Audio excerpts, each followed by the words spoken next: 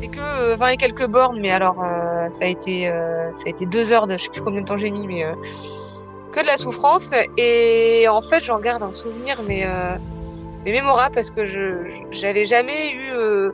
Enfin, finalement, la fin est magnifique.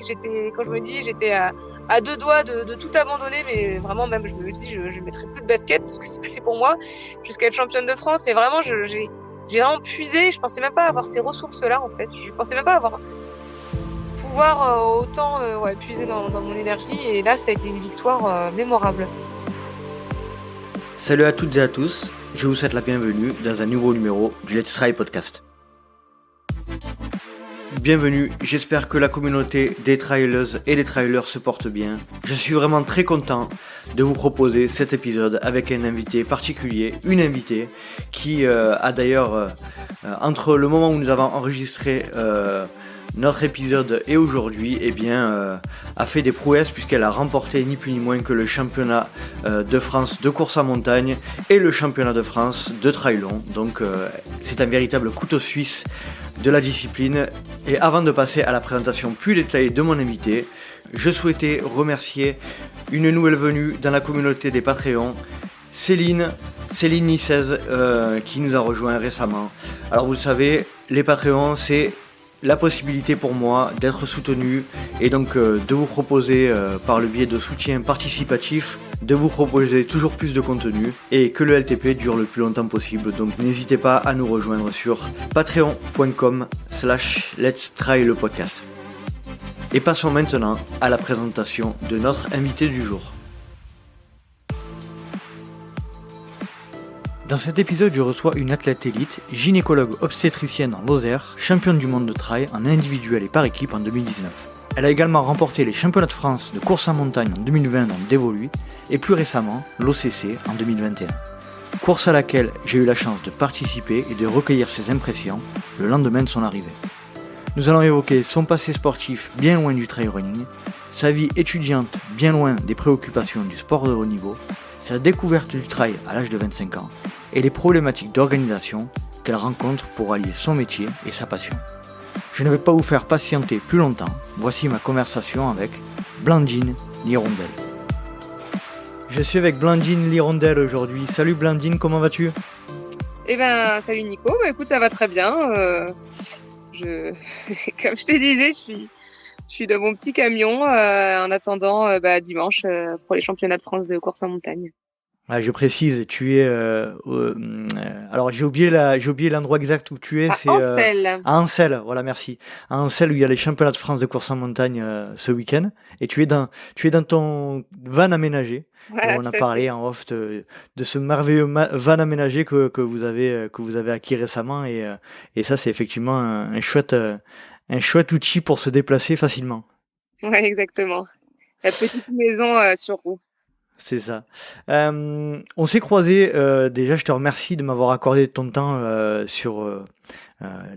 à proximité de la ligne d'arrivée de l'OCC la semaine dernière. Donc, félicitations pour cette merveilleuse performance sur l'OCC. Et puis, j'ai vu que tu avais un petit chien. Vous aviez un petit chien. Alors, c'est quoi ce petit chien que vous avez là ? Oui. Alors c'est le deuxième investissement de l'année.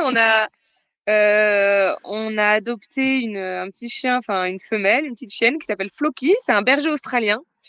On avait, pour résumer un petit peu l'histoire, ça fait on va dire 2-3 ans qu'on a envie d'avoir un chien, mais malheureusement les études, enfin les études et notre façon de vivre depuis 3 ans nous ne permettaient pas parce que bon, moi j'étais encore en internat et tous les 6 mois on devait déménager et échanger, donc c'était pas trop l'idéal pour accueillir un petit chiot. Et là on est enfin posé et voilà, c'était le moment enfin pour pouvoir accorder tout notre amour à un petit chiot et voilà aussi que lui puisse être accueilli le mieux possible. Donc enfin on a une situation un petit peu stable, donc on a notre petite Floki berger australien. Pour l'instant, on essaie de l'aménager un petit peu parce que jusqu'à ces 1 an, ils peuvent pas trop marcher longtemps et encore moins courir. Mais voilà, j'espère que dans 1 an, elle m'accompagnera sur mes sorties. Et Ouais, pour l'instant, on est quand même hyper satisfait, hyper comblé de tout l'amour qu'elle peut nous donner et qu'on peut lui rendre en retour. Je pense que le berger australien, t'auras pas de soucis pour qu'elle te suive, hein. Voilà, Ça a besoin de pas mal d'exercices, hein, il me semble. exactement.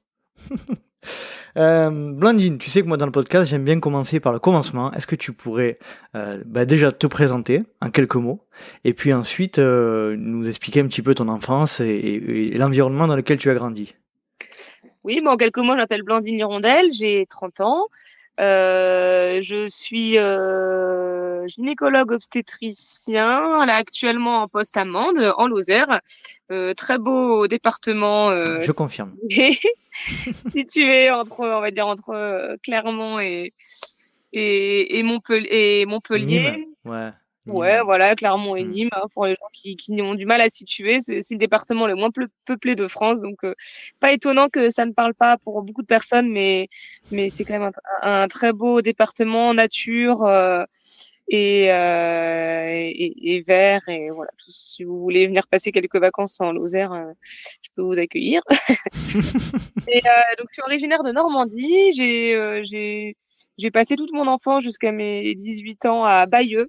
Donc, c'est une ville dans le Calvados. Et ensuite, j'ai fait mon externat, hein, mes 6 premières années de médecine à Caen, donc toujours en Normandie. J'ai, j'ai 4 frères. Je suis la cadette d'une Ah fratrie. oui, J'ai 4 grands frères.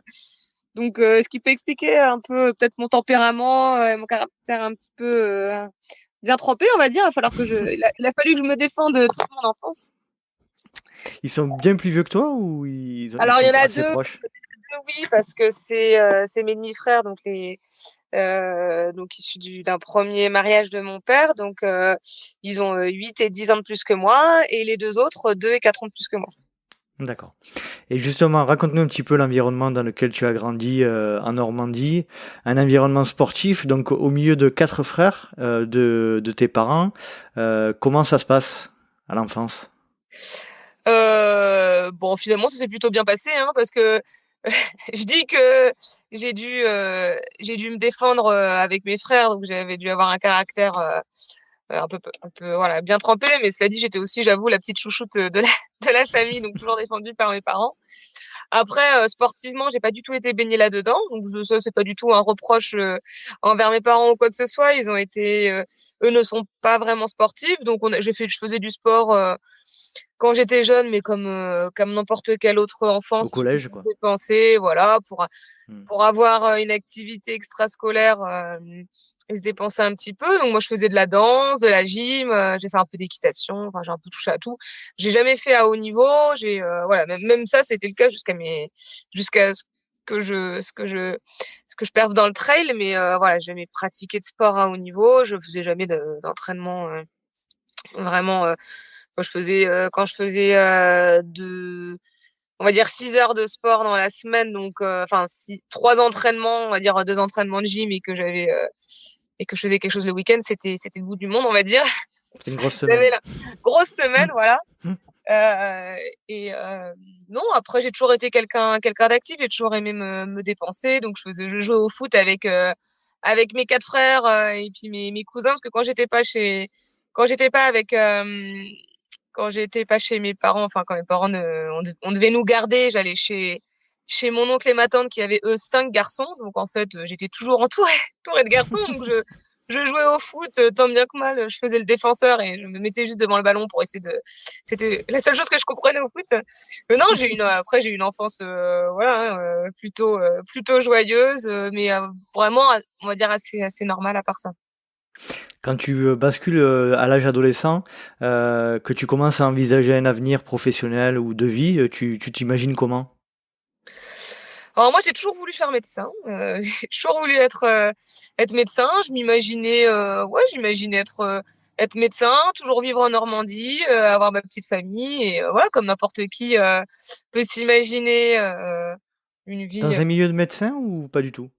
Oui, mais mon papa est médecin et on est voilà, la Hmm. famille de mon père, c'est une famille où il y a beaucoup de médecins, C'est donc souvent le cas, hein. C'est souvent le cas. Alors, j'ai envie de dire, c'est pas eux qui m'ont forcé, absolument pas. Hein. Mhm, mhm. Ils m'ont toujours dit qu'il fallait que je fasse ce dont j'avais envie. Mhm. Cela dit, effectivement, voir son père, enfin ses parents épanouis dans un métier qu'ils aiment, être passionnés par leur métier, ça m'a donné envie de faire pareil. Bien sûr. J'ai été forcée. Il n'y a pas non plus de pistonnage parce que Ah non, mais non, ça c'est à la clair. non, mais il y en a il y en a qui croient que parce que nos parents sont médecins, on a eu le concours plus facilement. Non, non. Non, non, je pense pas, non. Ouais, Voilà, c'est j'ai clair fait que. ça, mais effectivement, ça m'a donné envie de faire Mhm. comme papa, on va dire. Et, euh, non, mais j'imaginais pas du tout que je partirais de ma Normandie natale et encore moins que je ferais du sport à haut niveau et encore moins que ce serait quelque chose en rapport avec la montagne parce que la montagne, je l'ai découverte vraiment tardivement. Enfin, la montagne, en tout cas, y courir, j'ai découvert vraiment tardivement. Ouais, déjà, tu étais pas dans le milieu, c'est pas le milieu dans lequel tu as grandi. Et puis, j'ai cru lire quelque part que pendant tes études de médecine, c'était un peu, c'était pas sportif, d'après ce que j'ai compris. Est-ce que tu peux revenir un peu sur cette période-là? Oui, bah, ça a commencé bien avant les études de médecine, hein, dès que j'ai, c'est vrai que je me suis mise assez tôt on va dire à la fête, à l'environnement festif, les sorties en boîte de nuit. Enfin, même dès que j'étais au lycée, hein, j'avais aménagé avec des copines ce qu'on appelait un squat chez moi. Bah, on habitait en centre-ville de Bayeux et il y avait des bars et des boîtes de nuit pas très loin. Donc, en fait, on avait aménagé avec nos copines un squat où on faisait le before. Mes parents étaient plutôt rassurés de se savoir à la maison. Après, on partait en bar ou en boîte de nuit. Puis, en général, on revenait pour l'after chez moi. Et puis après, les études de médecine, oui. Alors, les études de médecine, il faut s'y mettre vraiment beaucoup la première année et la dernière année, mais entre ça, il s'écoule quand même 4 ans où c'est plutôt, enfin bon, moi ça dépend, ça dépend comment on veut orienter, hein, mais c'est vrai que moi je me suis plutôt, voilà, défoulée. Je pense que j'ai passé 2 ans de médecine très difficiles et entre les deux, il a fallu que je relâche la pression. Mhm. Donc oui, j'ai beaucoup fait la fête, j'ai beaucoup aimé sortir. J'ai fait des semaines de médecine. Des semaines de bars parallèles. Et voilà, je regrette pas. C'est vrai que c'est un peu atypique. Maintenant, je me demande avec mon passé de pas sportive du tout, comment j'arrive à avoir ce niveau. Parce que bon, plus ça va, plus je commence un peu à lire des choses sur la physiologie du sport et souvent je lis que, que chez les enfin chez les sportifs endurants, ils ont souvent eu un passé de Ouais, sportif souvent c'est le cas. Ouais. skieur ou de Mhm. fondeur. Voilà, moi bon, j'ai pas trop eu ça. Après, cela dit, il faut tenir, hein, il faut tenir, enchaîner les soirées, à se coucher à 5 heures du mat, à se lever à 10 heures et enchaîner le soir d'après et tenir. T'as travaillé ta résistance. Voilà, j'ai travaillé ma résistance.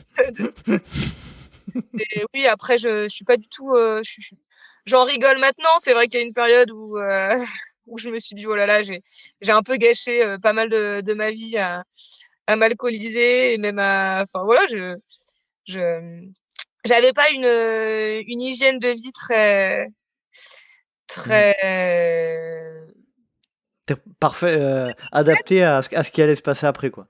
voilà, mais bon, je regrette pas du tout. J'ai vécu Mhm. ce que j'ai vécu, c'était toujours des bons moments. Et voilà, je suis passée à autre chose. Et voilà, moi, je suis quelqu'un d'assez en plus curieuse. J'aime bien tester plein de choses, Mhm. voilà, sans regret. Mais effectivement, j'ai eu un passé de d'étudiante en médecine, comme on peut Ouais, comme l'imaginer. ça arrive souvent, a priori. Les étudiants en médecine, ils sont pas les derniers. Pour quelle raison t'orientes vers la spécialité gynécologie obstétrique, si je le dis bien? C'est ça, ouais, tu le dis très bien. C'est vrai que j'ai eu pas mal on a donc pendant mes études de médecine, au début on a 6 ans de théorie, puis après on fait la pratique avec l'internat. Pendant toute la période de théorie, j'aimais beaucoup dès que c'était des questions de gynécologie, ça m'intéressait. Et puis ce qui m'a vraiment fait ouvrir les yeux, c'est quand j'ai fait un stage en gynécologie obstétrique, où là J'ai été conquis. Après, ce que j'aime beaucoup, moi, dans ma spécialité, c'est que c'est une spécialité qu'on appelle médico-chirurgicale. Donc, Mhm. je fais effectivement de la gynécologie, de la consultation en gynécologie, comme tout le monde, comme on peut tous aller chez le gynécologue. Mais ce que je fais aussi, et ce dont on sait peut-être moins, c'est que je fais de la chirurgie. Donc, non seulement de la chirurgie, il y a l'obstétrique, hein, les césariennes, etc., mais je fais aussi de la Mhm. chirurgie gynécologique. Bon, après, je vais vous passer les détails, mais voilà, j'aimais bien le côté pratique de la chirurgie. Après, on fait aussi des échographies, donc je peux des échographies obstétricales, gynécologiques, et puis en fait, la gynécologie obstétrique, c'est une spécialité très très vaste. Et j'ai beaucoup moi hésité entre la médecine générale parce que je voulais quelque chose. Je voulais pouvoir être libre, de pouvoir faire mes consultations comme je le voulais. Et puis c'était pas la médecine générale, il fallait que ce soit une spécialité, voilà, où c'était très large, où ça pouvait m'offrir plusieurs opportunités. Et c'est vrai que la gynécologie obstétrique, je suis hyper satisfaite parce que là, à l'heure actuelle, je touche à tout, hein. Je fais de la chirurgie, je fais de la consultation, je fais de l'échographie, etc. Mais voilà, dans l'idée que peut-être qu'un jour, je ferai plus que de l'obstétrique ou je ferai plus que de la consultation. Et ça, j'aime bien avoir voilà ce champ d'opportunités et pas être dans une spécialité hyper Mhm. spécialisée. Et ouais, j'aime ça. Et puis bon bah, je trouve que la femme a beaucoup de ressources et beaucoup de choses Mhm. qu'on peut étudier. Tu peux redéfinir avec nous ce que ça veut dire obstétrique, du coup? Non, l'obstétrique, c'est tout ce qui est en rapport avec la femme enceinte. Donc moi, quand je D'accord. dis l'obstétrique, c'est donc l'obstétrique, c'est quand je fais quand on suit une femme enceinte, quand on fait les échographies, etc. Et puis c'est Mhm. surtout les accouchements. Alors nous, quand on est obstétricien, on fait pas les accouchements physiologiques, c'est surtout la sage-femme qui fait ça. Mais quand un accouchement devient un petit peu compliqué, qu'il faut aller l'extraire, Mhm. qu'il faut aller l'extraire en plein accouchement avec des spatules ou des forceps, etc. Ou même qu'il faut faire une césarienne, là on en vient à l'obstétricien quand voilà, quand c'est un accouchement un peu compliqué. D'accord. Petit coucou à Virginie, mon épouse, qui est passée par une césarienne, donc je la salue.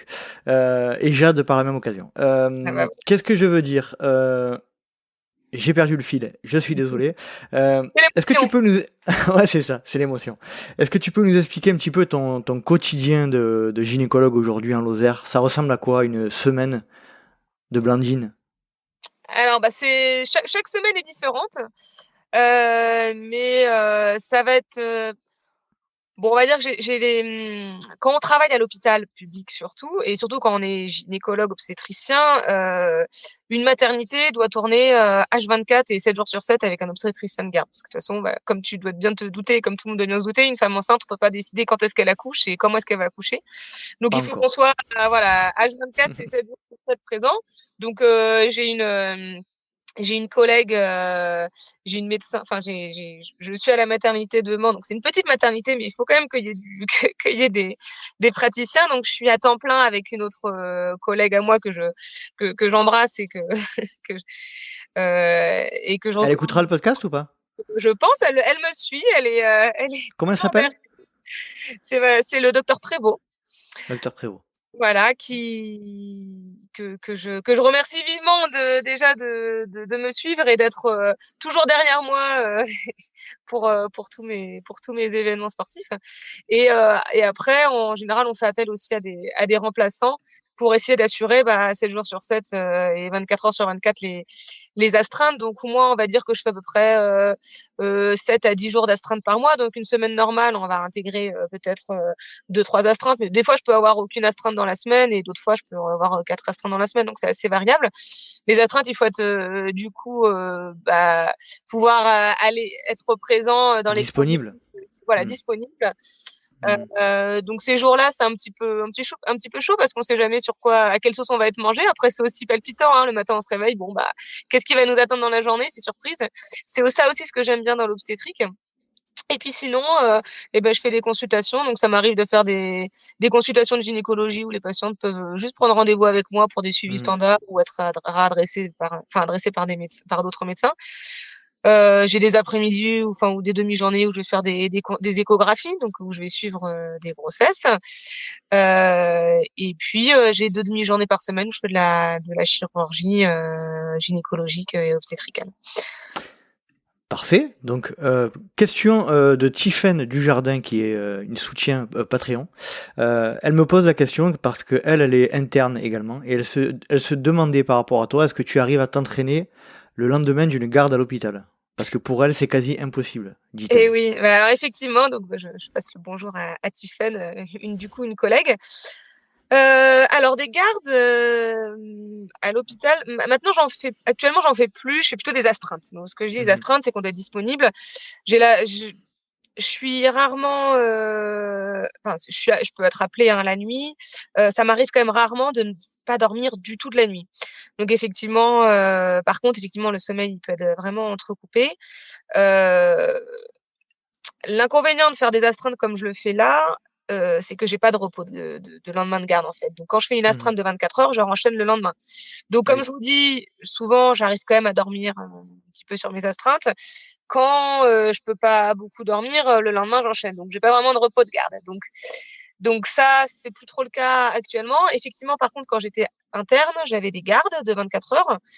Et le lendemain, oui, je m'entraînais dessus parce que c'était les seuls moments où je pouvais vraiment m'entraîner en fait. Mhm. Donc je faisais toujours attention à mon corps. Si je me sentais fatiguée, eh ben je m'entraînais moins. Hein. J'aimais bien sur les repos de garde. C'était la seule journée où je pouvais m'entraîner 2 fois dans la journée. Donc je faisais un entraînement le matin et récup l'après-midi.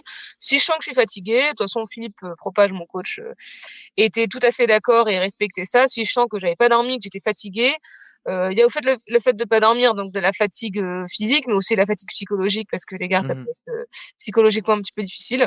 Ben c'est pas grave, je me reposais le matin, j'allais m'entraîner l'après-midi, ou alors je sortais le matin, j'allais directement m'entraîner parce que j'avais encore l'énergie du matin, Mhm.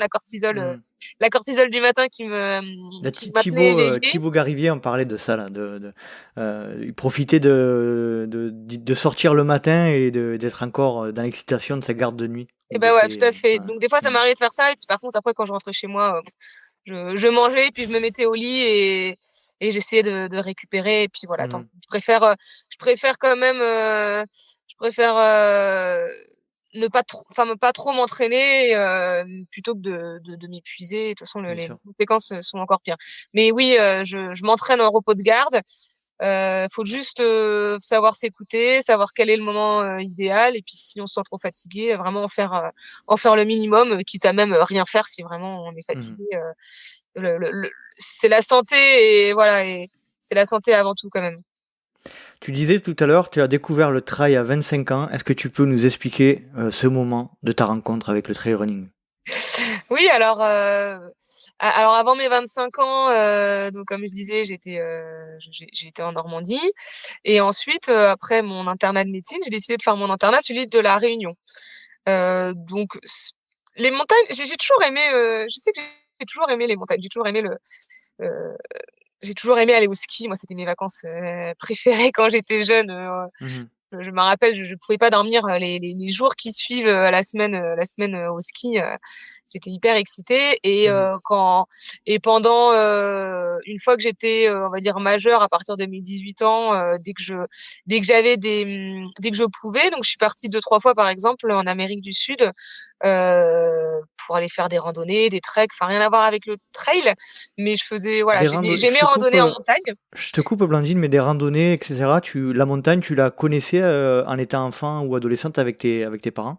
Enfin, Non, ça, ce que je disais, Non. c'était vraiment une semaine de ski Mhm. par an et Mhm. ça s'arrêtait là. Je crois qu'on allait une fois randonner et encore, Mhm. euh, c'était, c'était vraiment une petite randonnée d'1 heure. Non, c'était pas du tout dans nos habitudes. J'ai beaucoup voyagé, hein. Mes parents m'emmenaient tous les ans, on voyageait. Ça, pour eux, le voyage, ça crée, voilà, ça donnait beaucoup et ça créait l'enfance et la Mhm. curiosité. Donc j'ai beaucoup voyagé, mais c'était surtout orienté vers des voyages culturels, on va dire. Mhm. D'accord. Donc j'ai décidé de faire mes études, enfin de continuer mon internat de médecine à La Réunion. Euh, Surtout parce que voilà, c'était l'internat cocotier, c'était un peu ce que j'imaginais et en fait j'ai découvert le paysage et les montagnes, enfin le L'environnement de la Réunion. l'environnement de la Mhm. Réunion. Donc au début, j'ai commencé à faire des randonnées, on va dire des bivouacs avec des copains. Alors, c'était rigolo parce que alors, j'étais encore un peu dans le milieu festif, donc on bivouaquait, on se chargeait comme des mules avec toutes les bouteilles de rhum et de, T'étais à la et de croisée des bière. chemins, là. À la croisée des chemins entre deux mondes. Voilà, c'est ça. Donc c'était des randonnées, des randonnées, des bivouacs festifs. Mm. Et puis de fil en aiguille, j'ai allégé le sac, j'ai commencé à marcher, puis courir. Et puis voilà, c'est là où je me suis rendu compte que ce que je faisais, ça s'appelait du trail. Et puis j'ai vite intégré une petite association de trail à La Réunion qui s'appelait Mhm. Oxytrail. Et et là, ensuite, ben, on a commencé à faire des sorties ensemble et puis après à faire des courses, enfin oui, des trails, des courses. Et voilà comment ça a commencé. Mais ça a été très rapide, hein, parce que je suis arrivée à La Réunion en novembre et déjà, mais je pense qu'en janvier, février, je prenais mes premiers dossards. À quel moment tu te dis, ah, j'ai un niveau sympa, il est possible que dans ce sport, je puisse arriver à performer ou à faire quelque chose? Ah bah ça, Question compliquée. bah question compliquée. J'ai juste envie de répondre jamais. Même là encore, je suis en train de me demander. Qu'est-ce que je fais là? Même là encore, je me rends pas trop compte du niveau que j'ai. Je Ouais. pense aussi, enfin, si je devais vraiment avoir un moment où je m'en suis rendu compte, c'était au moment où j'ai été sélectionnée à Buis-les-Baronnies, la course qualificative pour partie de l'équipe de France pour les championnats du monde de trail en 2019. À Buis-les-Baronnies, quand j'ai été sélectionnée en équipe de France, et que là, je me suis dit bon là, je pense que je mérite ma place et voilà, il y a peut-être quelque chose. Au moins, je mérite ma place. Bon, de là à me dire que j'aurais été championne du monde 2 mois plus tard, j'y croyais pas, mais voilà, j'avais fait ma course et je sentais que j'avais mérité ma place. Et voilà, si vraiment il y a un moment, mais bon, même là encore, je suis pas trop. Je doute encore de mes capacités. Ben justement, en parlant de capacité, si tu devais en retenir une seule, ça serait laquelle qui, de ton point de vue, alors je sens que ça va être compliqué hein, comme réponse là aussi, s'il y en avait une seule à retenir, ça serait laquelle qui te permet de performer par rapport aux autres? Non, finalement, c'est pas si compliqué à répondre parce que je pense que ce sera la confiance en moi, en fait. Il faudrait que, c'est ce que Philippe n'arrête pas de me répéter, mais il me dit une fois que tu auras pris conscience de tes capacités, Non, mais là, ce que tu es en train de me dire, quelle qualité tu dois améliorer. Moi, la question que je te pose, elle est plus vicieuse. c'est C'est quoi? toi, quelle qualité tu as par rapport aux autres? Ah, quelle qualité Ah, j'ai? Ben, là, effectivement, une bonne question. Je pense que c'est quelque chose que je répète tout le temps. Je sais pas si c'est ça qui fait que j'arrive à avoir le niveau que j'ai, parce que je pense que beaucoup l'ont aussi. Mais c'est que je garde toujours le plaisir. mhm, Je me prends pas la tête, je me mets pas la pression. Chaque course que je fais, c'est pour le plaisir. Et je sais que ça marche pour moi, que quand je me mets un objectif ou quand je prends pas de plaisir au départ d'une course, en général, ça marche pas. Et puis mhm. si j'y suis vraiment parce que j'ai décidé d'y être et que que je me fixe pas d'objectif, ben en général, ça marche. Donc peut-être y aller, voilà, avoir toujours le plaisir de courir, ça peut-être une de mes qualités. Et donc, on revient sur ce que tu disais précédemment. Tu souhaiterais améliorer ta confiance en toi et notamment avec ce que te disait Philippe. Oui, alors voilà, si j'ai un point à améliorer, ce serait d'avoir un peu plus confiance en moi, ouais. Mhm. Euh, Au niveau de la compétition, de l'état d'esprit par rapport à la compétition, j'aimerais un peu voir comment tu as grandi. Est-ce que c'était prépondérant ou présent chez vous dans l'enfance, dans l'adolescence? Tu parlais tout à l'heure de la relation avec tes frères, etc. La compétition, c'est quoi pour toi? Oui, alors ça aussi, j'ai jamais aimé la compétition. J'ai Bon, comme tout le monde, hein, j'ai toujours aimé gagner, je pense, mais j'ai jamais aimé enfin, voilà, tout ce qu'il fallait faire avant pour en arriver là. Dans l'enfance, je sais pas trop, je pense pas avoir été très compétitrice. Cela dit, au vu de mes études de médecine, quand on est formaté, surtout la première année et la dernière année, à un concours où il faut qu'on soit le meilleur, clairement, on sait qu'on a 10% de chances de réussir et il faut qu'on fasse partie des 10%. Donc je pense que je pense que c'est à ce moment-là où Mhm. ça m'a peut-être forgé un mental de compétitrice. J'aime pas trop ce mot-là, quoique il y a pas de tort, hein. Moi, j'ai beaucoup de respect pour ceux qui sont compétiteurs. J'aimerais l'être. Mhm. J'aimerais l'être plus. Je dis pas que je le suis pas, j'aimerais l'être plus. Euh, non, je pense pas que dans mon enfance je l'ai été. J'ai même pas fait de sport. Les sports que j'ai fait, comme je disais, j'ai pas fait de haut niveau, donc j'avais pas ce niveau de Sport plaisir plutôt? sport plaisir. Hmm. Mais je pense que c'est effectivement au moment de la médecine, hein, où il faut clairement que voilà, c'est là pour le coup c'est la compétition. Il faut faire partie des 180 premiers sur le Mhm. papier pour pouvoir être admis en médecine. Donc je pense que là ça y a joué. Ouais. Ça m'a forgé ce caractère, cet esprit. Mhm. Pour mettre en situation ce que je te posais comme question, comment tu démarres l'OCC il y a quelques jours là? Dans quel état d'esprit tu te dis je prends le maximum de plaisir et on verra bien, ou tu te dis il faut absolument que je fasse un résultat? Non, alors moi bon, c'est vrai que j'ai pas du tout pensé à gagner cette course. Moi, fallait, voilà, j'avais juste, c'était mes 2 semaines, là, on s'était pris 2 semaines avec, donc avec Mathieu, mon conjoint, c'est nos 2 semaines de Mhm. vacances. Ça faisait longtemps qu'on n'avait pas pris 2 semaines de vacances d'ailleurs, c'était ce qu'on s'était dit, je pense depuis presque plus d'1 an.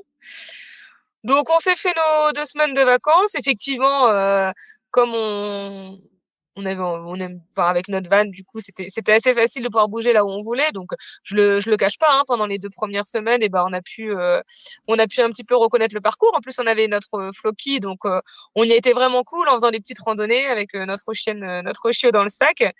Donc oui, enfin j'ai mis toutes mes chances de mon côté en essayant de voilà de reconnaître le parcours un petit peu, de bien me reposer, etc. Après de là à me dire faut que je fasse la course pour être dans les premières, c'était pas du tout l'objectif. Je suis vraiment allée voilà avec le plaisir. J'avais aussi un petit doute, hein, parce que 55 kilomètres, moi j'avais pas fait plus de 42 kilomètres depuis les derniers championnats du monde de course en montagne en novembre 2019. Mhm. Ouais, en fait, c'est ça, hein. Ça faisait 2 ans que j'avais pas fait plus de 42 kilomètres. Plus de 42 kilomètres. Donc, et puis alors 55 kilomètres, c'est vrai que ça faisait très longtemps, ça devait faire peut-être 3 ans. Donc j'étais aussi voilà curieuse de voir comment j'allais réagir. Et finalement, je me suis dit bon, cette course-là, te mets pas la pression parce que de toute façon, euh, ça va être dans la gestion de l'effort. Normalement, il faudra jamais que tu sois dans le rouge. Donc en fait, finalement, j'ai plutôt euh, appréhender cette course vraiment de manière assez relax, même sur la ligne de départ. Hein, je me suis pas mis la pression. Je dis bon, de toute façon, tu fais ta sortie, tu dois toujours être dans ta zone, dans ta limite supérieure de ta zone de confort. Et ça, j'aime bien cet effort-là. Mhm. Donc non, je l'ai pris vraiment cool. Et puis bon, bah ça a bien marché quand même. Ah oui, on peut dire ça. Petite question qui me vient un peu technique par rapport à cette zone de confort supérieure dont tu parles. Tu te gères comment par rapport à cet aspect-là? Tu te gères par rapport au cardio? Tu te gères par rapport aux sensations? Tu te connais tellement que t'as pas besoin de regarder la montre? Comment ça se passe sur ton rythme de course? Très honnêtement, il faudrait que je me connaisse un peu mieux. Alors, je pense pas vraiment me connaître scientifiquement parlant, c'est-à-dire que je connais pas Mhm. j'ai aucune idée de ma VO2 max ou même de ma VMA ou même de ma fréquence cardiaque. Ah, Je sais. ah oui, d'accord. Ah non, non, alors ça, j'ai aucune idée. C'est vrai que j'ai jamais fait de D'accord. test. Par contre, ouais, au feeling, en fait, j'ai des sensations. Je sais qu'il y a des moments où il faut que je ralentisse, d'autres fois où voilà où je sais que je suis bien, où il faut que je continue. Je sais que moi les descentes, et ben, même si, enfin, ouais, dans les descentes, j'arrive à aller vite dans les descentes sans m'épuiser, parce que Mhm. musculairement, je suis pas trop mal. Après, dans les montées, euh, en fait, finalement, trottiner, j'économise plus que quand je marche. Donc, voilà, c'est vraiment du feeling. Mais Mhm. c'est vrai que je connais pas encore tout ce qui est scientifique. Mais après, comme je le disais, plus ça va, plus je suis curieuse et plus j'ai envie de connaître un petit peu tout ça. Je sais pas si ça marchera mieux, hein, mais bon, d'après quand on lit ça dans la littérature ou dans les livres, il y a Mhm. plein de théories et donc, je pense que je vais essayer d'être un peu plus, euh, euh, expérimenter là-dessus Mhm. au moins voilà, connaître un peu tout ça et essayer de d'être de voir où est-ce que je peux aller au niveau de Mhm. ma performance. Ouais, c'est particulier ce que tu dis parce qu'on a toujours l'impression que les athlètes élites sont hyper surveillés, etc. Et là, toi, tu nous confirmes qu'en fait, tu connais pas réellement tes seuils SV1, SV2, etc. Euh, c'est assez surprenant. C'est assez surprenant, mais je pense que c'est ce qui fait aussi ta force, c'est que tu cours vraiment au feeling et au plaisir, quoi. C'est que. Oui, oui, bah effectivement. Alors, je ton SV1, SV2, effectivement, je sais pas ce que ça veut dire. Il y a aussi le fait que j'ai commencé un peu sur le tard. Hein. Philippe m'a Mhm. entraîné. Enfin, je sais pas si vous avez un petit peu mon histoire, mais en 2019, j'ai fait la course du Ventoux. C'est là où il m'a repéré. Et en fait, il avait 2 mois, on va dire, ouais, on va dire, il avait un mois pour pour essayer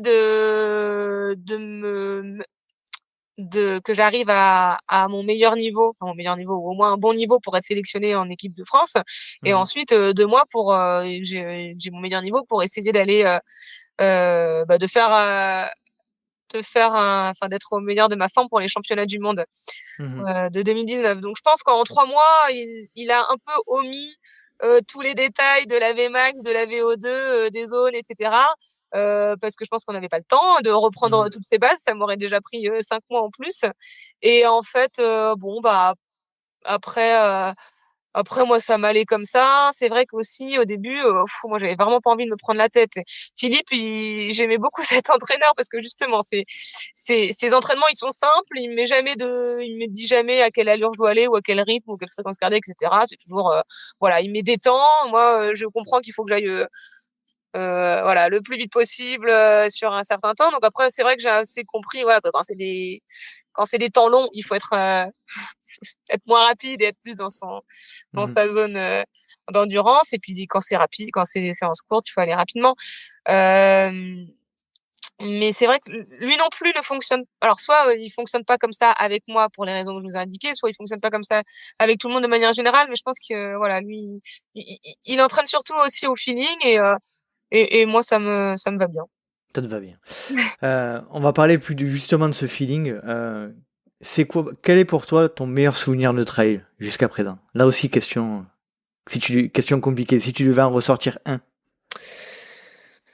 Euh, je pense que ça a été les championnats de France de trail de 2019 où c'était la bon pour résumer un petit peu mon histoire donc j'ai un petit peu résumé jusqu'à ce que j'étais championne du monde de trail. Ensuite, 2 semaines après ces championnats du monde de trail, j'ai été ils m'ont enfin j'ai été sélectionnée pour faire les championnats d'Europe de course en montagne, donc c'était une montée sèche de 10 kilomètres. Et en fait, j'ai fait une contre-performance, mais complètement hallucinante. C'est-à-dire que j'avais plus rien, plus de jambes, plus rien. J'ai fini tant bien que mal dans la souffrance, je crois, 30e féminine. Et suite à ça, la saison, j'ai eu un petit peu de mal voilà, à reprendre un peu. Et après sont arrivés les championnats de France de trail, hein, où là, je m'étais pas moi-même fixé d'objectif, mais je pense que c'était tout nouveau pour moi, ce haut niveau. Les médias parlaient de moi, tout le monde me citait en favorite, alors que moi, bon, j'avais pas demandé grand-chose, on va dire. Et en fait, dans les premiers kilomètres, enfin, de toute façon, dès les premiers mètres, j'ai senti que ça allait pas. Et dans les 5, 6, voire même 10 premiers kilomètres, j'étais à plat. J'arrivais plus à avancer, un peu comme au championnat de France, au championnat d'Europe de course en montagne. À tel point que pendant plusieurs minutes, je me disais en fait, voilà, t'as deux options. Enfin, finalement, t'as été championne du monde sur une course, t'as été très bonne sur une course, mais voilà, en fait, c'est tout quoi.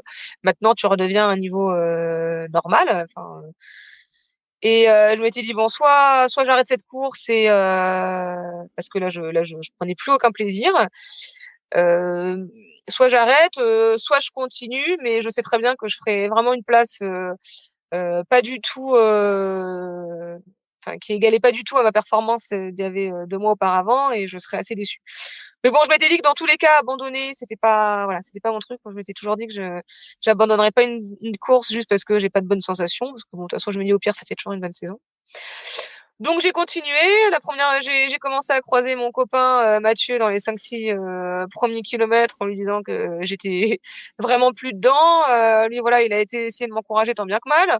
Après, au bout de 8 kilomètres, je crois que j'ai croisé Philippe et je me rappelle, j'étais 10e féminine ou quelque chose comme ça et je lui ai dit, la seule chose que je lui ai dit, j'ai dit, Philippe, je suis désolée, ça va pas. Il m'a juste répondu spontanément, arrête tes conneries et continue de courir. Et puis je sais pas, ce petit regain, il y a eu quelque chose, il y a eu un déclic qui s'est fait et les sensations sont vite revenues d'un coup. Et c'est vrai que sur la deuxième partie de course, eh ben j'ai réussi à rattraper tout le monde jusqu'à la deuxième féminine dans les derniers kilomètres de course pour enfin finir championne de France. Mais dans la souffrance, je crois que j'avais jamais été jusqu'au bout comme ça de mes limites.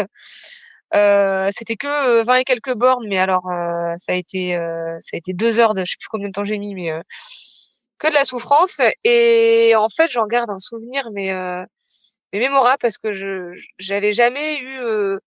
Enfin, finalement, la fin est magnifique. Quand je me dis, j'étais à 2 doigts de tout abandonner, mais vraiment même, je me dis, je mettrai plus de basket parce que c'est pas fait pour moi jusqu'à être championne de France. Et vraiment, j'ai vraiment puisé. Je pensais même pas avoir ces ressources-là, en fait. Je pensais même pas avoir pouvoir autant ouais, puiser dans mon énergie. Et là, ça a été une victoire mémorable.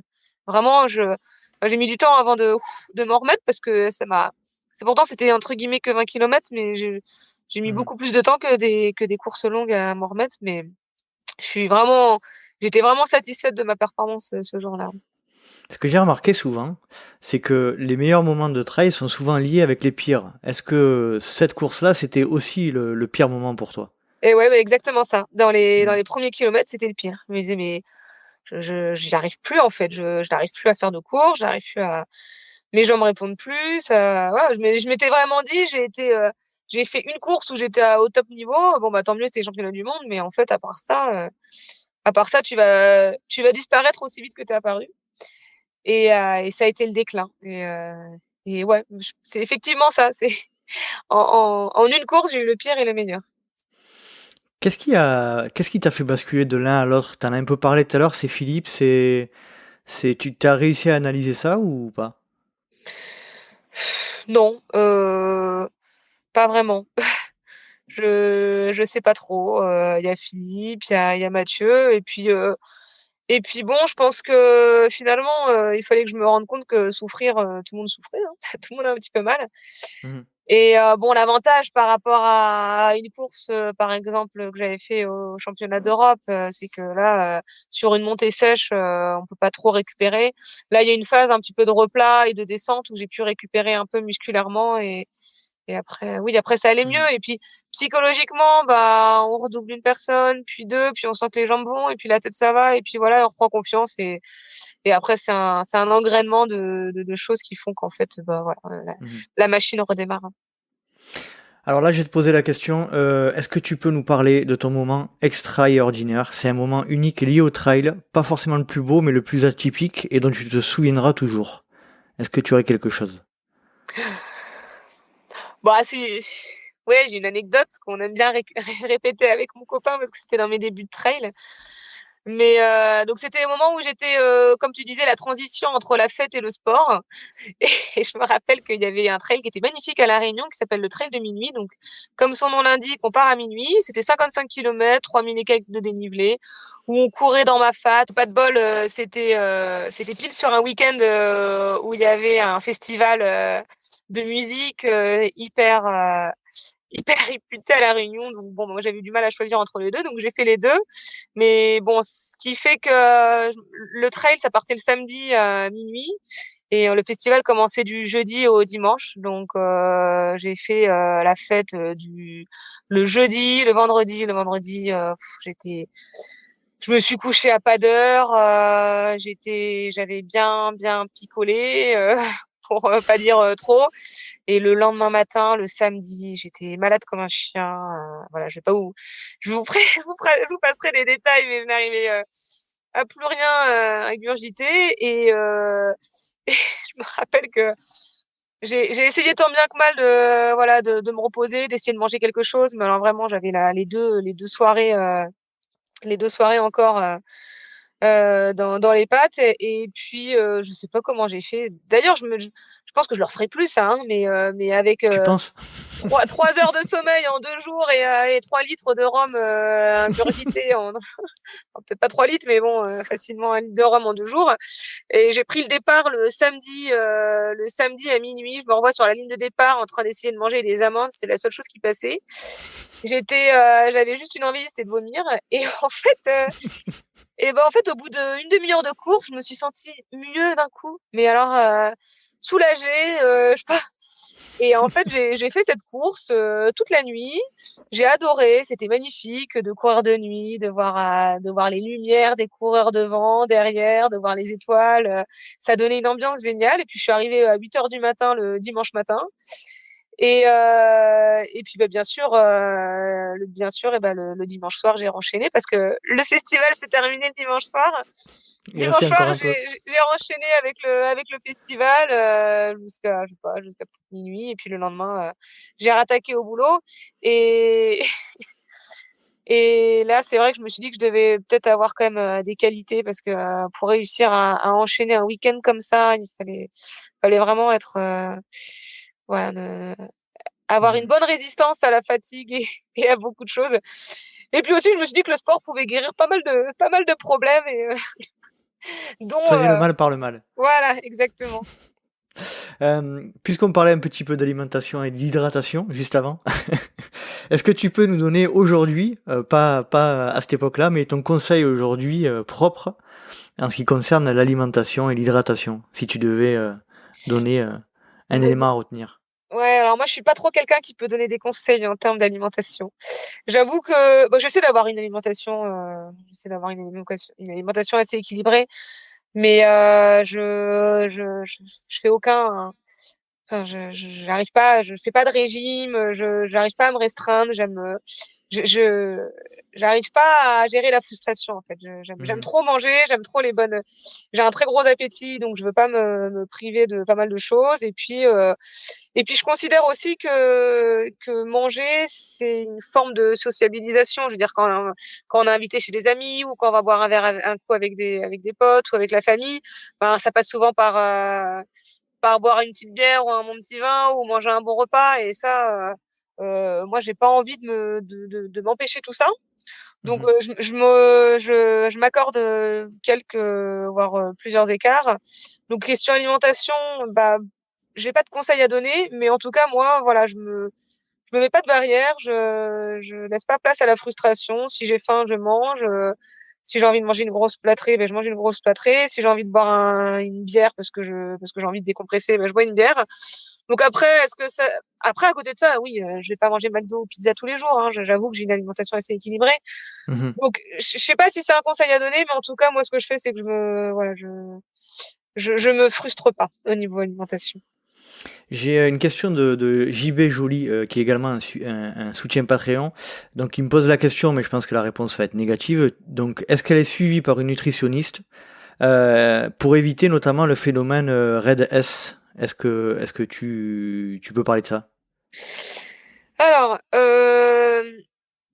effectivement, depuis un petit moment là, en fait, depuis que je cours on va dire que je fais du trail à haut niveau, heu, bon, je trouve ça important aussi d'en parler parce que, voilà, je suis passée par cette période et j'ai envie, voilà, que d'autres personnes, enfin, j'ai envie de donner un peu, voilà, cet exemple et c'est vrai que c'est un sujet dont j'ai envie de parler.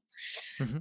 C'est-à-dire que moi, j'ai essayé de suivre une nutritionniste, mais complètement pas du tout par rapport au phénomène de REDS. Donc REDS, je sais plus exactement la signification en anglais, mais c'est C'est un la triade de la de l'athlète voilà féminine, a priori. à force de Qui carence peut se alimentaire, retrouver, voilà, qui peut se voilà retrouver chez les hommes aussi, mais. peut se retrouver en Hmm. épuisement physique, moral à cause d'une carence alimentaire, je pense, enfin carence alimentaire ou surentraînement. Où le problème c'est que la balance entre les apports Hmm. et et les perditions, les pas assez équilibrées. Et là, du coup, bah, ça fait tout un engrainement de choses. Enfin, moi, je parle avec mon côté un peu médical, mais qui font qu'en fait, le corps ne peut plus répondre. Le Moi, c'était pas REDES, trop je te par. coupe, mais c'est Relative Energy Deficiency, donc déficit énergétique relatif dans le sport. Voilà, voilà, bah, tout à fait. Plus, de façon plus rapide. Mais moi, effectivement, depuis que je fais un peu du sport à haut niveau, et ben, je suis comme toutes les femmes, je me compare aux autres.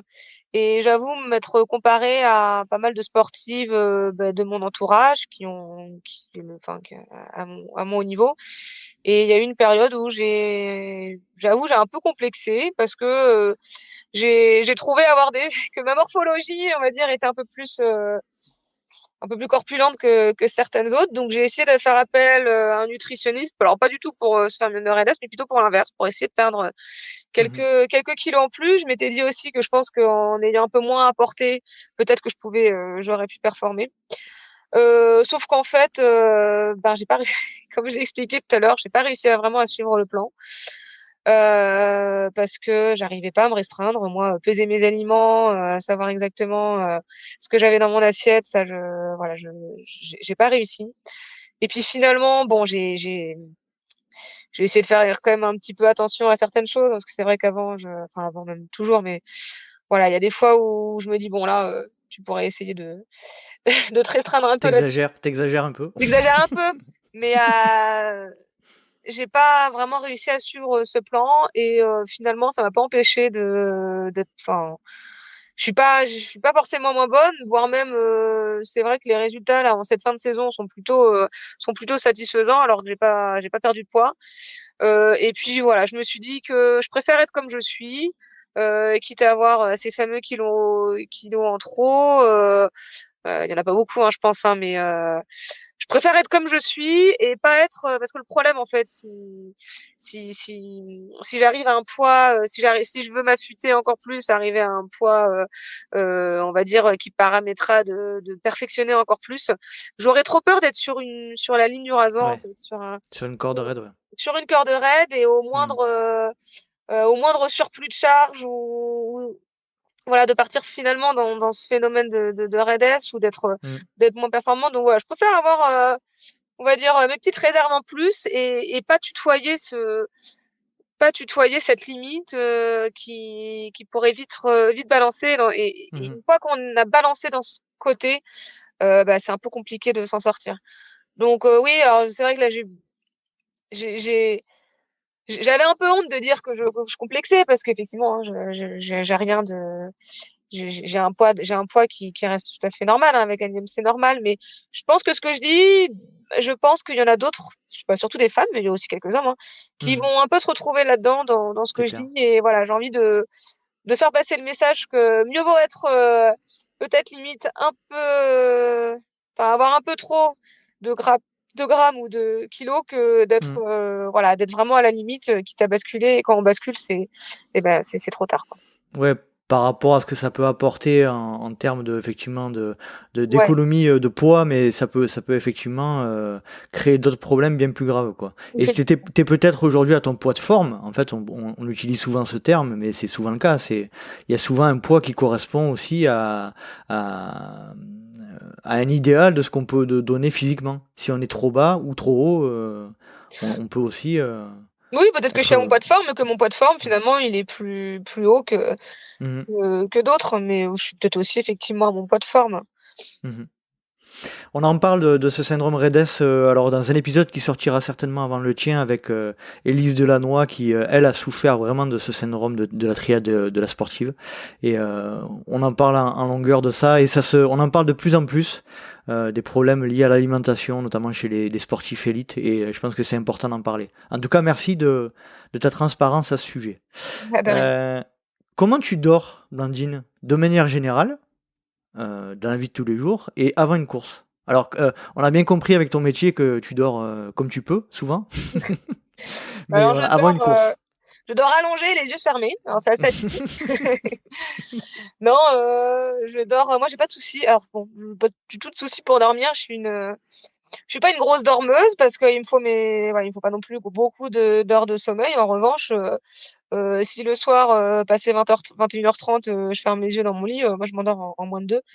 Mhm. Je suis une lève tôt, ça je le sais, à 6h du matin, voilà, ça va être enfin ça va être voilà, nuage des feux, les yeux grands ouverts et voilà, la journée commence. Donc j'essaie plutôt du coup de me coucher tôt quand je peux. Euh, je considère qu'une bonne qualité de sommeil, ça joue beaucoup. Effectivement, quand je suis d'astreinte, j'essaie de me coucher dès que je peux. Donc, ça peut m'arriver qu'à 21h30, 21h, 21h30, je sois au lit parce que je me dis, si jamais je suis appelée en pleine nuit, au moins ce que j'ai dormi, bah, ça, ce sera, Ça ce sera sera gagné. toujours ça de gagner. Mhm. Mais voilà, moi, voilà, comme je suis une lève tôt, j'essaie de me coucher tôt, à me lever tôt, mais voilà, il me faut mes 7h30 de sommeil par nuit et ça me va. Et avant les courses, comment tu gères l'appréhension? Il y a de l'adrénaline, comment ça se passe pour toi? Oh non, avant une course, c'est exactement pareil que, Pareil. que dans la vie de tous les jours. Non, non, j'ai jamais de problème à m'endormir avant une course, hein. C'est pareil. Bah, je vais essayer de m'endormir un peu plus tôt, donc, enfin, un peu plus tôt. Mhm. C'est vrai que, quand même, dormir avant 9h, j'ai jamais, je pense que je vais avoir du mal. Mais j'essaie, ouais, de me poser un petit peu et essayer si jamais si jamais je dois me lever à 4-5 heures du matin, j'essaie de dormir un petit peu plus tôt. Je vais avoir peut-être un peu du mal à trouver le sommeil, si je me couche à 20h30, mais après 21h30, 22h, Mhm. en général, il y a extinction des feux. Après, toi, tu es sur des formats de courses qui sont quand même relativement, on va dire, hein, tout est relatif, mais court. On n'est pas sur des distances où le sommeil est vraiment prépondérant. Et justement, à ce sujet, comment tu vois l'avenir de ta pratique perso? Tu te vois augmenter les distances, changer de format de course? Comment tu vois ça? Alors, si tu m'avais demandé ça il y a quelques mois, je t'aurais dit que je me voyais pas l'année prochaine, il y a 2 mois de ça, je suis peut-être passée par une phase où j'ai eu un moment de démotivation, je sais pas comment on peut appeler ça, de burn-out, mais voilà, j'étais partie j'avais pas envie de me projeter du tout l'année prochaine, quitte à même arrêter. Là, plutôt, je suis dans une bonne phase, on va dire, et même donc suite à l'OCC. Bon, effectivement, ça peut paraître court pour certains. Pour moi, c'était quand même assez long, C'est faire clair. 7 heures d'effort. Mhm. Et j'ai aimé, en fait, comme je disais, ce type d'effort et ça m'a donné envie d'allonger les Mhm. distances. Donc, voilà, je sais par quoi, si je veux allonger, ne serait-ce que pour terminer et en plus performer, je sais que ça va demander un volume d'entraînement un peu plus conséquent. Mais j'ai envie de voir, en fait, j'ai envie de voir si je suis capable d'y arriver, en fait, d'arriver à faire des, des courses un peu plus longues. Alors, je parle pas pour l'instant de faire des courses d'ultra trail de 170 km. Pour l'instant, ce serait faire un grand écart. Mais Mhm. je me vois bien là essayer de m'aligner sur des courses jusqu'à 100 km l'année prochaine. Je sais pas si j'en serais capable, mais j'aimerais bien essayer, ouais, voir Un, jusqu'où, voilà, si je peux y arriver. un petit templier? Pourquoi pas? À voir. Cette année ou non? Pas cette année. Non, non, non, cette année, c'est un peu Non, tôt là encore. pas cette année. J'ai une question de Gilles Richard, qui est également un soutien de Patreon. Est-ce que tu vas participer à d'autres courses sur 2021? Donc, tu vas participer demain au championnat de France. Et est-ce que tu as une idée de tes envies de course en 2022? Oui, bah, c'est vrai que ça regroupe un peu ce que je viens de dire.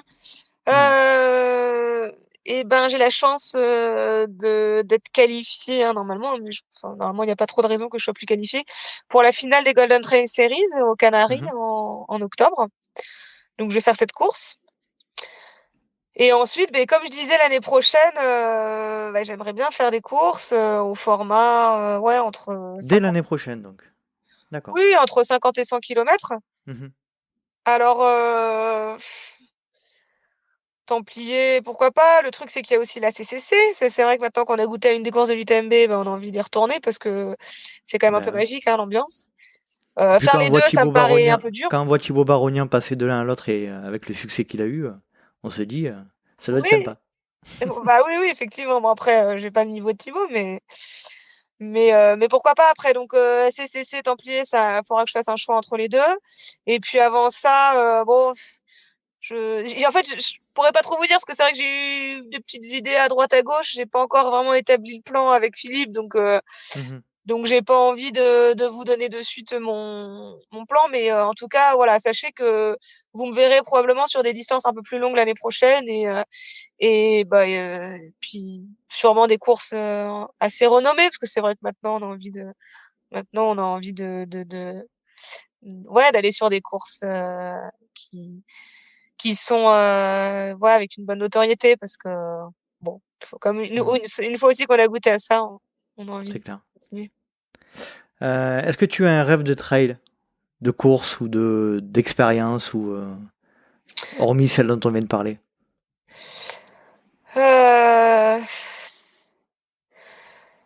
Bah, un rêve d'expérience, ce serait enfin moi, mon rêve, ce serait d'essayer d'arriver jusqu'à de voir, enfin d'arriver au plus haut de ma performance, de ma capacité. Enfin, peut-être que j'y Mhm. suis déjà, hein, ce serait un peu ambitieux de ma part d'avoir, enfin c'est un peu ambitieux de ma part d'avoir cette réflexion, mais si j'y suis arrivée, ben tant mieux, mais si j'y suis pas encore arrivée, ben j'aimerais bien essayer voilà, d'arriver au maximum de mes performances. De Si tu te pouvoir poses la question, c'est que tu n'as certainement pas atteint de limite, là. Je pense. Bah, vu mon entraînement, j'ai pas un volume d'entraînement très conséquent, hein, même ça peut surprendre pas mal, mais oui, je suis à 10 heures d'entraînement par semaine. Alors je me dis que peut-être en améliorant ça, justement peut-être ce dont on parlait au début, en essayant d'avoir quelque chose peut-être d'un peu plus scientifique, un entraînement un peu plus cadré, un peu plus carré, avec les notions de fréquence cardiaque, essayer de connaître un petit peu mes zones, et en augmentant le volume et la qualité des entraînements. Si, oui, peut-être que ça peut marcher, peut-être non, hein, peut-être que ça marchera pas, parce que finalement moi c'est ce qu'il me faut, Mhm. et que si j'augmente et si je fais un entraînement un peu trop carré, ben ça.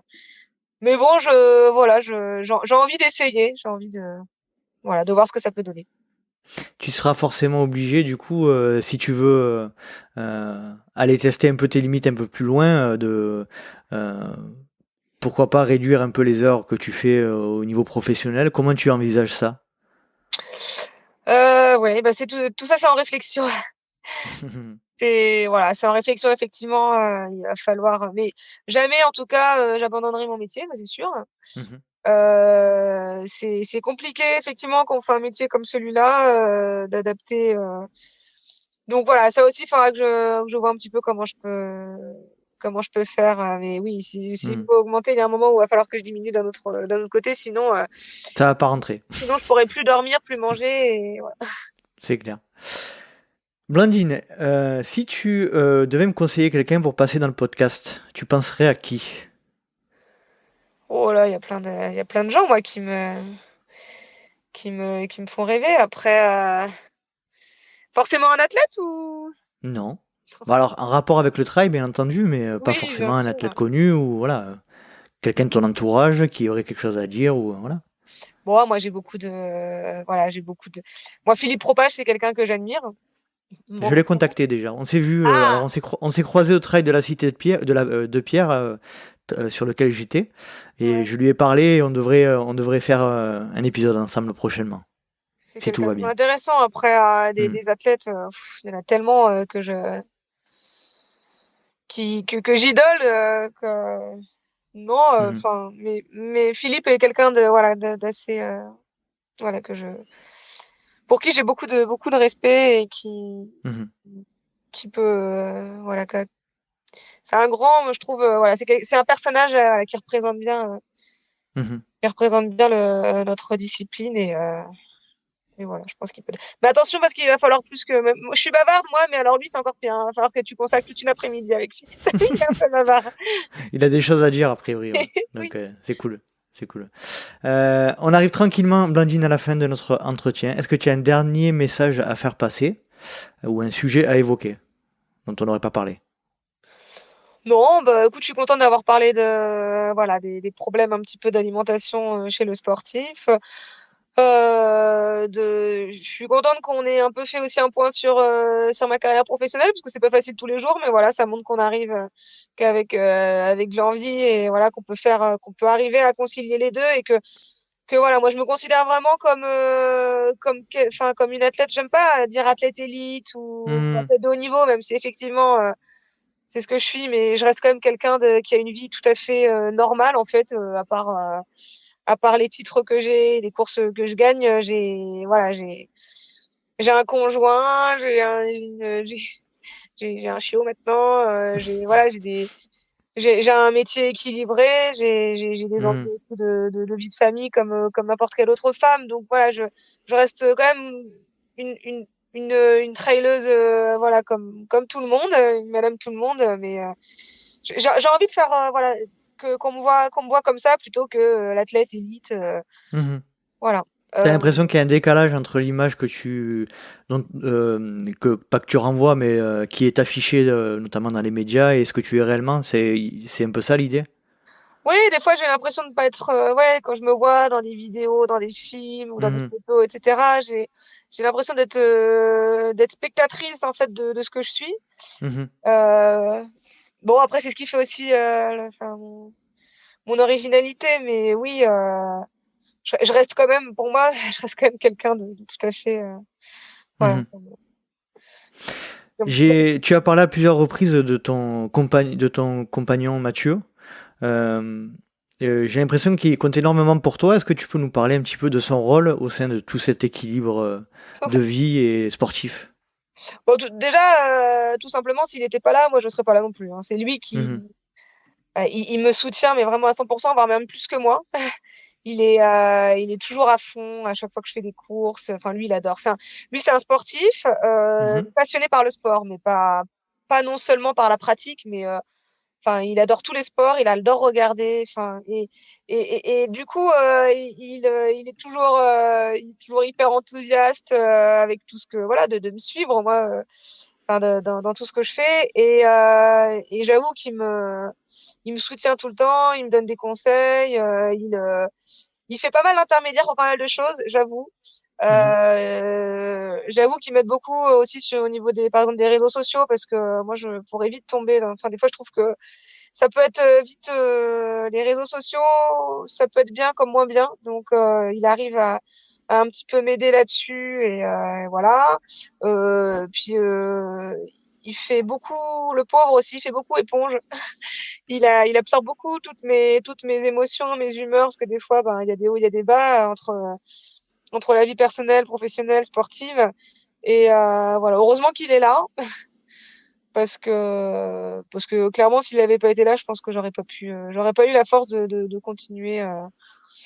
J'aurais pas eu la force ni l'envie, parce que des fois, quand je le vois, je cours aussi pour lui. Quand je vois le bonheur que je lui apporte rien que sur une course et les émotions. Ben, c'est génial. Les émotions Mhm. que j'ai moi quand je cours, ben, elles sont attendues en fait. C'est pas pareil. Alors que quand je le vois à l'arrivée d'une course, me transmettre des émotions, c'est ouais, voilà, c'est inattendu, c'est spontané et Mhm. c'est magique aussi de voir ce que nous on peut procurer à d'autres. Donc je cours Ouais, pour c'est moi clair. hein, pour me faire plaisir, mais je cours aussi beaucoup pour les autres, pour Mhm. ma famille, hein, enfin mes parents qui ne sont comme je disais pas du tout sportifs, mais alors qu'ils sont les premiers amis idolâtrés et pour Mathieu et puis voilà pour beaucoup de monde c'est toujours beaucoup de surprises et plein de joie. Vous formez une belle équipe en tout cas. Et puis en plus maintenant vous avez Et un oui, troisième larron dans la bande, donc c'est chouette. c'est ça. Blandine, on va passer à la dernière partie de l'épisode, c'est les questions rapides. Est-ce que tu es Ah prête? oui, alors ça je me suis pas préparée. Alors, plat favori après la course? La bière. Non, C'est pas un le plat. plat. Oh zut. Euh, les pâtes bolo, tout simplement. Boisson favorite, t'as dit la Ah bah la bière. bière. Tu es plutôt gel, bar, les deux ou aucun des deux? Plutôt gel. Fait maison ou industriel?